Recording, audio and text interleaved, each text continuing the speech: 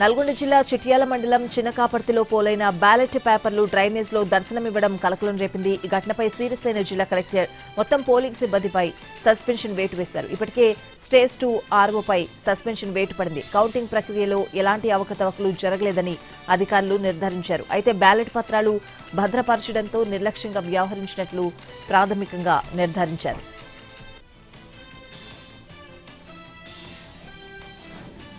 Polavaram Nallamala Sagar irrigation ప్రాజెక్టుపై తెలంగాణ ప్రభుత్వం కీలక నిర్ణయం తీసుకుంది. ఏపీ ప్రభుత్వంపై సుప్రీంకోర్టులో అభ్యంతరాలు దాఖలు చేయాలని తెలంగాణ ప్రభుత్వం నిర్ణయించింది. ఈ కేసుకు సంబంధించి సుప్రీంకోర్టులో తెలంగాణ తరపున ప్రాతినిధ్యం వహించాలని సుప్రీంకోర్టు సీనియర్ న్యాయవాది అభిషేక్ మను సింఘ్విని రాష్ట్ర ప్రభుత్వం అభ్యర్థించింది. దీనికి సంబంధించి ఢిల్లీ తెలంగాణ భవన్లో ఇరిగేషన్ అధికారులు, లాయర్లు సమావేశం జరగనుంది.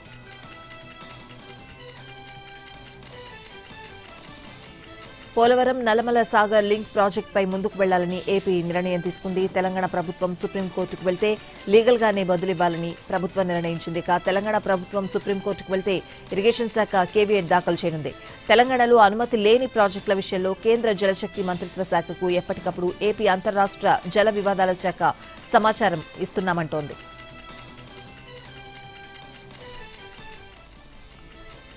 చంద్రబాబు ప్రతిపక్ష నేతగా ఉన్న సమయంలో వైసీపీ ప్రభుత్వ హయాంలో నమోదైన కేసుల్లో మరో కేసు న్యాయస్థానం కొట్టివేసింది.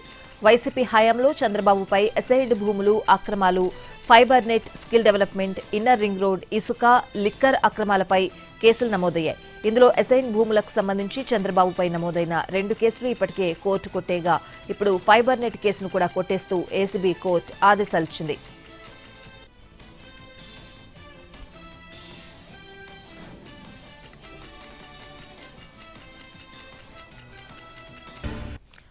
రాజధాని అమరావతి రైతుల సమస్యలపై 3 కమిటీ సమావేశం జరిగింది. సిఆర్డీఏ ప్రధాన కార్యాలయంలో కేంద్ర మంత్రి పెమ్మసాని చంద్రశేఖర్, మంత్రి నారాయణ, ఎమ్మెల్యే శ్రవణ్ కుమార్ భేటీ అయ్యారు. రాజధాని రైతులకు ప్లాట్ల కేటాయింపుపై చర్చించారు. రాజధానిలో విద్యుత్ లైన్లు, వీధిపోటు ఉన్న ప్లాట్లకు సంబంధించి రైతుల సమస్యలపై చర్చించారు.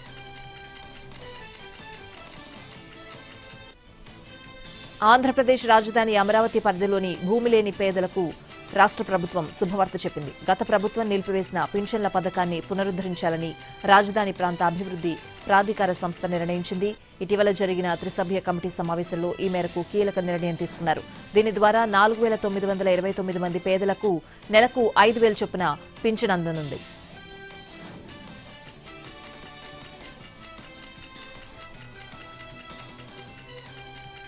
నెల్లూరు మేయర్పై అవిశ్వాస తీర్మానంతో రాజకీయాలు గంటగంటకు మారుతున్నాయి. టీడీపీ, వైసీపీ మధ్య ట్విస్టుల మీద ట్విస్టులు చోటు చేసుకుంటున్నాయి.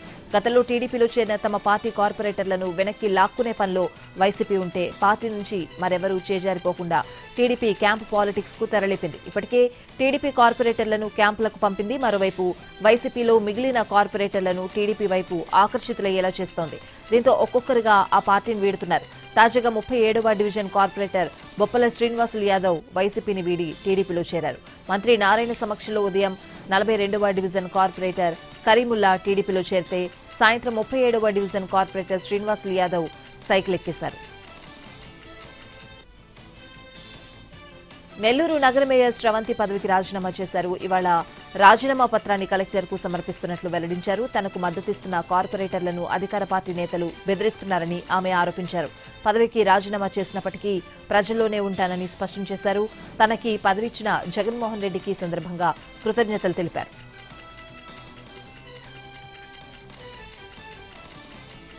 మాజీ మంత్రి వైసీపీ నేత రోజాపై సొంత నియోజకవర్గం నగరి టీడీపీ నేతలు తీవ్రస్థాయిలో విరుచుకుపడ్డారు.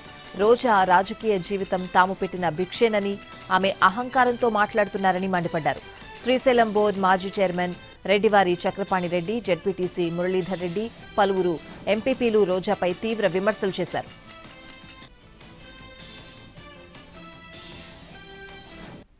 సంక్రాంతి పండుగ సందర్భంగా ప్రయాణికులతో బస్సులు, రైళ్లు కిక్కిరిసిపోతున్నాయి. టికెట్ కోసం ప్రయాణికులు అన్ని ప్రయత్నాలు చేస్తున్నారు. సరిపడా బస్సులు, రైళ్లు లేక ప్రజలు తీవ్ర ఇబ్బందులు పడుతున్నారు. ఈ సందర్భంగా దక్షిణ మధ్య రైల్వే ప్రత్యేక రైళ్లను నడపనుంది. ఆదివారం ఉదయం 8 గంటల నుంచి అడ్వాన్స్ బుకింగ్ ఓపెన్ చేయనుంది. ప్రయాణికులు ముందస్తు బుకింగ్లు చేసుకోవాలని సూచించింది. అంబేద్కర్ కోనసీమ జిల్లా ఉచ్చిలి వద్ద కోళ్ల పందాల శిబిరంపై పోలీసులు దాడులు నిర్వహించారు. 10 మంది పందెం రాయుళ్లు అరెస్ట్ చేసి 40 పందెం కోళ్లు స్వాధీనం చేసుకున్నారు. ఉచ్చిలి గ్రామ శివారు ఏటిగట్టు దిగువన కోడి పందాలు నిర్వహిస్తున్నారన్న సమాచారంతో దాడులు నిర్వహించిన పోలీసులు 10 మందిని అరెస్ట్ చేసి వారి వద్ద నుండి 6,000 రూపాయల నగదు, 40 కోడి పుంజులు స్వాధీనం చేసుకున్నారు.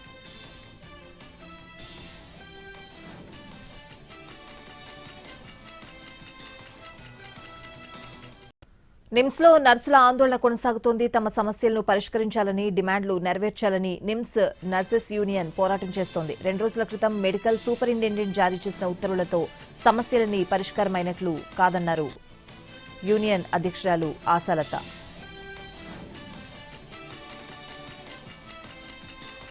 ఎన్టీఆర్ జిల్లాలో ఘరానా మోసం వెలుగు చూసింది. విసన్నపేటలో లైఫ్ ఈజ్ బ్యూటిఫుల్ పేరుతో సంస్థ పెట్టి ప్రజల దగ్గర నుండి భారీ మొత్తంలో డబ్బులు వసూలు చేశారు నిర్వాహకులు.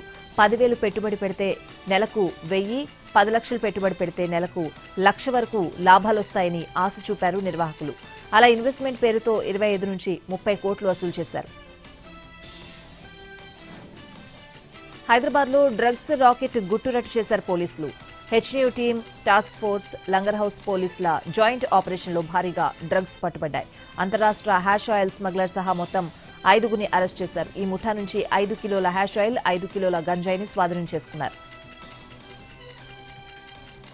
నిజామాబాద్ జిల్లా ఆలూరు మండల కేంద్రంలో కిడ్నాప్ కలకలం చోటు చేసుకుంది. గ్రామంలో కండే రాముడు ఆలయంలో సమీపంలో ఆడుకుంటున్న 4 పిల్లల్ని చాక్లెట్ ఆశ చూపి ఆటోలో ఎక్కించుకుని నిజామాబాద్ వైపు వెళ్తూ ఉండగా ఆటో నుండి పిల్లోడు దూకడంతో విషయాన్ని స్థానికులు గమనించారు. ఆటో నుండి దూకిన బాలుడికి తీవ్ర గాయాలయ్యాయి.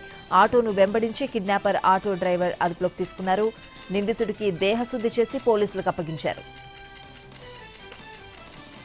కడప జిల్లా యాదవవారిపల్లి గ్రామంలో మధ్యాహ్న భోజనం వికటించి 9 మంది విద్యార్థులు అస్వస్థతకు గురయ్యారు. విద్యార్థులకు వాంతులు, విరేచనాలు కావడంతో హుటాహుటిన పులివెందుల ప్రభుత్వ ఏరియా ఆసుపత్రికి తరలించారు.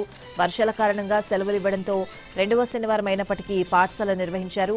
మధ్యాహ్న భోజన సమయంలో బెల్లమన్నం, వైట్ రైస్, వంకాయ కూర తిన్నామంటూ విద్యార్థులు తెలిపారు. అయితే విద్యార్థుల పరిస్థితి ప్రస్తుతం నిలకడగా ఉందని వైద్యులు ధృవీకరించారు. కూకట్పల్లి పరిధిలోని మూసాపేటలో నవవధువు సూసైడ్ చేసుకుంది. ప్రొద్దుటూరుకి చెందిన చందన జ్యోతికి కొత్తగూడెంకు చెందిన యశ్వంత్కు 3 నెలల క్రితం వివాహమైంది. యశ్వంత్ ఓ ప్రైవేట్ సంస్థలో ఉద్యోగం చేస్తున్నాడు.